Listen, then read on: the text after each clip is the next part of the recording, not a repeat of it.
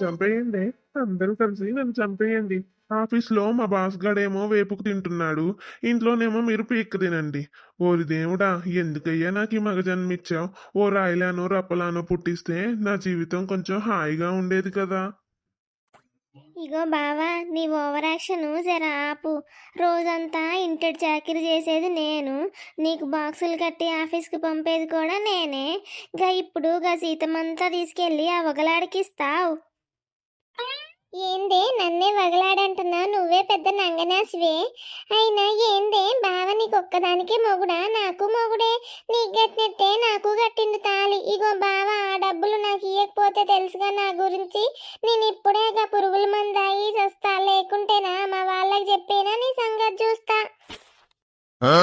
ఆపండి మీ ఇద్దరి గోల. ఒరే కిట్టు, ఆ పర్సు నాకు ఇవ్వరా దరిద్రుడా. నా కూతురు అదేరా నీ చెల్లి సుజి, అది ఫోన్ చేసి బాగా ఏడ్చిందిరా, దానికి అర్జెంటుగా డబ్బులు పంపాలా. అయ్యో! ఎందుకు అట్లా చూస్తున్నారు? నా పరిస్థితి మీకింకా అర్థం కాలేదు కదా! సరే, ఈ యుద్ధం ఎందుకు మొదలైందో చెప్తా రండి. ఒక 10 నిమిషాలు ఎనక్కి పోదాం. అక్కడ చూపిస్తా నా కర్మ కాలిపోయిన కథ. అబ్బా! ఏం ఆనందంరా బాబు! నెలంతా గొడ్డు చాకిరీ చేసినా ఈ 1 తారీఖున గాంధీ తాత నోట్లు చేతిలో పడగానే ఆ కిక్కే వేరబ్బా! ఈసారి ఎవ్వరికీ దొరక్కూడదు. ఈ 10,000 నావే. నేనేం కావాలంటే అది చేసుకోవచ్చు. ఫుల్ ఎంజాయ్ చేయాలి. బిర్యానీ తినాలి. సినిమాకి పోవాలి. ఓ సినిమా అంటే గుర్తొచ్చింది. అదేనండి మన శంకర్ వరప్రసాద్ గారి పండగకొస్తున్నారు సినిమాకి పోయి ఫుల్ ఎంజాయ్ చేయాలి. చూసారా పండగ ఎప్పుడో పండగకొస్తే ఇప్పటి వరకు పోనీకే తీరలే నాకు. గట్లుంటాయి మరి మన మిడిల్ క్లాస్ బతుకులు. ఇప్పుడైనా చూస్తానో లేదో. ఒరే కిట్టు, అదేంది నాన్న సైకిల్ చేస్తున్నావు? ఏమైందే? ఏం కాలేదురా, నువ్వు ఇప్పుడు ఇంట్లోకి పోతేనే అవుతుంది ఒక పెద్ద యుద్ధం. ఎందుకు నాన్న, ఏమైంది? అనుభవంతో చెప్తున్నా, అటువైపు వెళ్ళకురా అయ్యా, డేంజర్ లో పడతావు. ఎందుకు నాన్న, ఏమైందే? ఎందుకు నన్ను గట్ల భయపెడుతున్నావు? ఇంట్లో ఏమైనా దయ్యాలున్నాయా? దయ్యాలు కాదురా, అంతకన్నా డేంజర్ అయినా మీ అమ్మ నీ పెళ్ళాలు ఉన్నారు. ఇందాక నుంచి నీ కోసం కాపు కాసి గేట్ వైపే చూస్తున్నారు. రాబందులు మాంసం ముక్క కోసం చూసినట్టు. నీ జీతం కోసం వెయిటింగ్ అక్కడ. ఛీ, నా బతుకు పాడుగాను, వాళ్ళకెలా తెలిసిందే నాకు జీతం వచ్చిన సంగతి? అయినా నేను ఫోన్ కూడా స్విచ్ ఆఫ్ చేసినగా. నీ ఫోన్ ఆఫ్ చేస్తే ఏంట్రా? మీ అమ్మ నెట్వర్క్ ఉందిగా, మీ ఆఫీస్ ప్యూన్ గారికి ఫోన్ చేసింది. మా వాడు బయలుదేరాడా లేదా అని అడిగితే వాడు జీతం తీసుకొని వెళ్ళాడు అని చెప్పాడు. ఇప్పుడు లోపల 3 పులులు వేటకి రెడీగా ఉన్నాయి. అనుభవంతో చెప్తున్నారా, నువ్వు ఇప్పుడు లోపలికి పోతే ఎముకలు కూడా మిగలవు, నీ ఇష్టం. నాన్న, ఇప్పుడు ఎలా? ఈ డబ్బులు వాళ్ళ కంట పడితే ఇక అంతే సంగతులు, రూపాయి కూడా మిగలదు. సత్యేమో కిరాణం కొట్టు లిస్ట్ అంటుంది, ఇక రాదేమో బ్యూటీ పార్లర్ అంటుంది, ఇక అమ్మేమో గుడికి సందా కిందా అని అంటుంది. ఇక నా దగ్గర ఏం మిగులుతాయి చెప్పు? ఒక్క ఖాళీ పర్స్ తప్ప. కనీసం ఆఫీస్లో టీ తాగడానికి కూడా చిల్లర ఉండవు. ఒరే కిట్టు, నా దగ్గర ఒక ఐడియా ఉందిరా. ఆ 10,000లో ఒక 500 నోట్ తీసి నీ షూలో దాచుకో. మిగతావి పర్సులో పెట్టు. వాళ్ళు పర్సులు లాక్కున్నా కనీసం మన మందుకైనా అదేరా, నీ ఖర్చులకైనా ఉంటాయిగా. ఐడియా సూపర్ నాన్న. ఏం తెలివి నాన్న నీది. నువ్వెక్కడో ఉండాల్సినోడివి, నీ తలరాత చక్కగా లేక ఈ మంగమ్మకి మొగుడయ్యావు. అమ్మయ్య, ఇప్పుడు నేను సేఫ్. నేను వెళ్తున్నా. ఏం జరిగితే అది జరిగింది. జై మహిష్మతి. అవి రాదా ఓ వగలాడి. ఇక మొహానికి కొట్టిన రంగులు సాల్లే గాని ఆ టీవీ కట్టేసి కాస్త కూరగాయలు కొయ్యొచ్చు కదనే. ఎప్పుడు రీల్స్ మేకప్లు గోలేనా. ఇప్పుడే అనుకుంటున్నా, ఈ నంగనాచికి కళ్ళు బాగానే ఊరుస్తున్నాయి నన్ను చూసి అని. ఇంతలోనే పిలిచింది.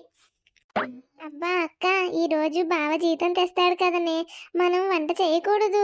మంచిగా బావతో బాబాయ్ హోటల్ నుంచి బిర్యానీ తెప్పించుకొని తిందాం. అందుకే రెడీ అవుతున్నా. చూసినవా అక్క, నా ఫేసు ఎంత గ్లోగా ఉందో. ఈ వేషాలు తగలయ్యా, బిర్యానీ తినడానికి మేకప్ ఎందుకే? అయినా జీతం వచ్చేది ఇంటప్పులు తీర్చడానికి, పాత బాకీలు కట్టడానికి, అంతేగాని బిర్యానీలు తినడానికి కాదు. బిడ్డ సుజీ, ఏడవకే. ఈరోజు అన్నయ్యకి జీతం వస్తుంది. వాడు రాని, వాడి తోలు తీసైనా సరే నీకు డబ్బులు పంపిస్తా. గదేంది బిడ్డ, అల్లుడు ఎందుకే నిన్ను ఇంకా ఏడిపిస్తుండు? నేను అడిగినప్పుడల్లా పైసలు పంపుతూనే ఉన్నాగానే.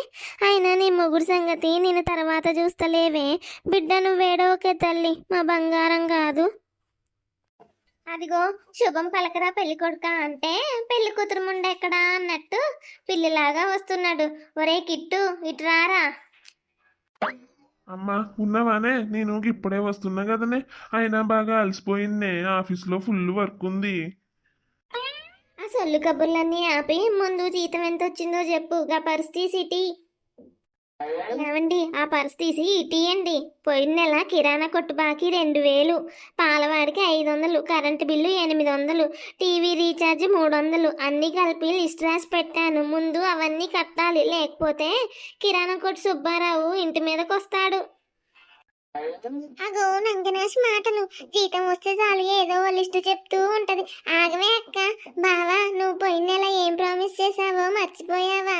నా ఇన్స్టాగ్రామ్ రీల్స్ కోసం ఒక మంచి పట్టు చీర, దానికి మ్యాచింగ్ గాజులు కొనిస్తా అన్నావుగా. నా ఫాలోవర్స్ అందరూ వెయిటింగ్ అక్కడ. ముందు నాకు ఇవ్వు బావా, అక్క బాకీలు తర్వాత చూసుకోవచ్చు. అమ్మ బాబోయ్ ఆపండి, నేను ఇప్పుడే కదనే వచ్చింది. కనీసం మంచినీళ్ళు కూడా ఇవ్వకుండా మొదలెట్టారు. ఇగో సత్య, కిరాణా షాప్ వాడికి బాకీ మనం వచ్చే నెల కట్టొచ్చులే, వాడు మన చుట్టమే కదా.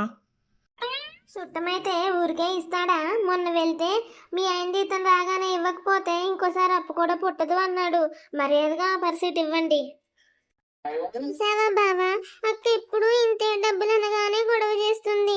నేను ఒక చీరేగా అడిగింది, అది కూడా తీసివ్వవా? చీచి, నేను ఎవరికి అవసరం లేను, నన్ను ఎవరు ప్రేమించట్లేదు, ఈ ఇంట్లో ఉండను నేను, ఇక్కడ అస్సలు ఉండను, నేను వెళ్ళిపోతా మా ఇంటికి.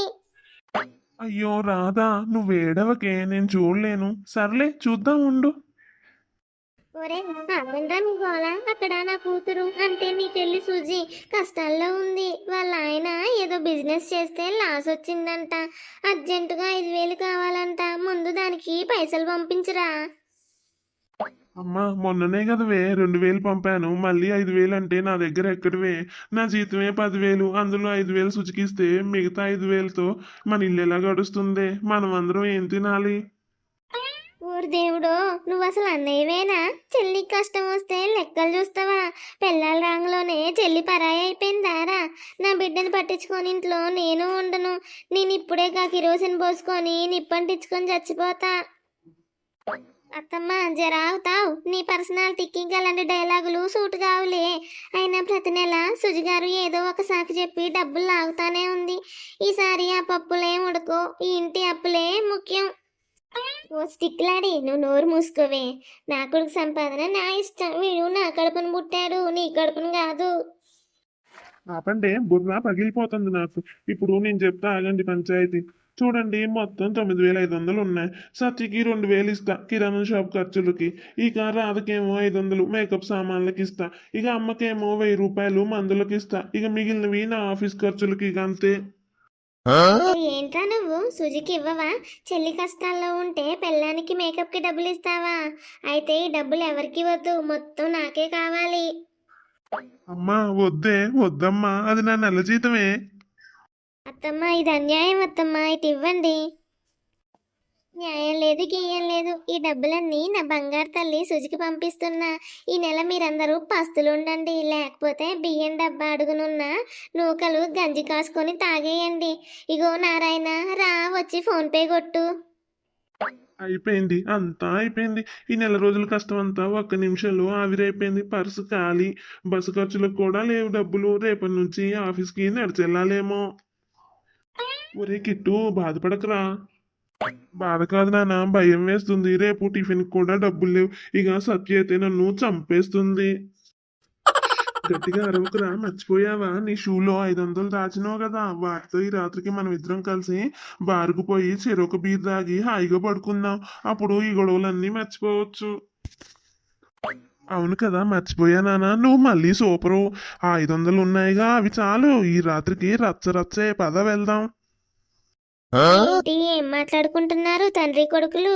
ఏ రచ్చ చేద్దామని, ఏ బార్ గురించి? అబ్బే అదేం లేదు సత్య, నాన్న నన్ను ఓదారుస్తున్నాడు. జీవితం బార్లాంటిదిరా, కిక్కుండాలి అని చెప్తుండు. అబ్బో అవునా? మరి షూ అనేది వినిపించింది. అయినా షూ ఎందుకు వేసుకున్నావు ఇంట్లో? రాత్రి 10 గంటలకి షూస్ ఏంటి? తీయి.